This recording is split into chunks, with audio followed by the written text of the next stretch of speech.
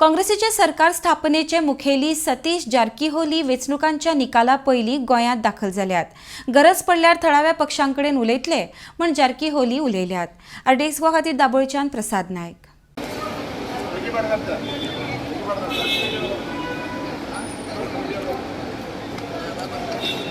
Sir उसके बाद चर्चा कर सकते हैं, बोल सकते हैं। अभी वेट कर लीजिए कल तक। सर कुछ प्लान्स है मन में या फिर अभी फिलहाल तो सुनाई दे रहा है कि रिजल्ट आने के बाद ही प्लान।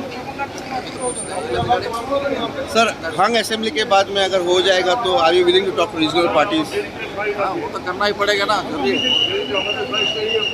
सर ऐसा सुनाई दे रहा है कि सब कांग्रेस के कैंडिडेट्स को नॉर्थ गोवा के होटल में रखा हुआ है, कुछ प्लान कुछ दर कुछ।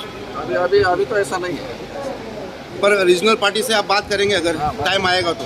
करेंगे।